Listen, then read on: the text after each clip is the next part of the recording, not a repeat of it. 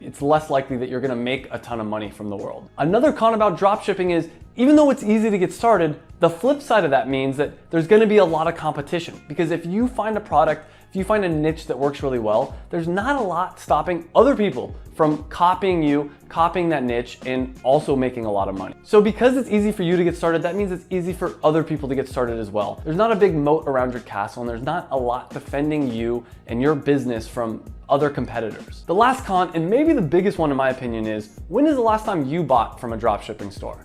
I haven't purchased something from a dropshipping store in, I don't know, about 7 years. When I buy something, I usually buy on Amazon. So look at your own purchasing behavior. In my opinion, the dropshipping store model is dying. You're either buying something directly from the company because usually it's a little bit cheaper, or you're buying stuff from Amazon. At least that's the case with me. If it's different for you, then keep that in mind as well. Okay, so which one should you do and when?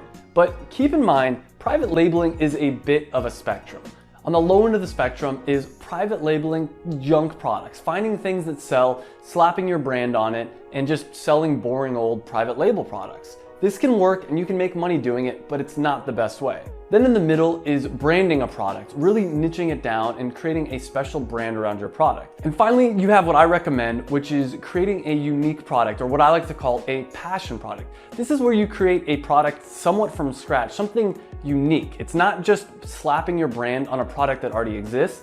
It's creating something that does not exist yet. And it's not as hard as you think. This is what I do on Amazon. It's also what I taught my girlfriend to do on Amazon. And the beauty of this method is you don't need almost any money to get started. And that's because you can run a Kickstarter and you can raise money for your first production run. So which of these is the winner? Well, I think it depends on what you want to do.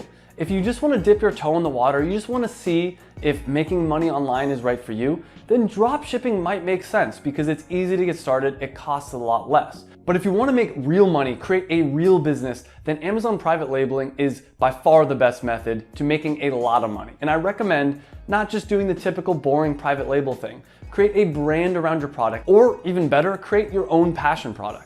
It's easier to make money when you really believe in the product. And this is a lesson I had to learn the hard way.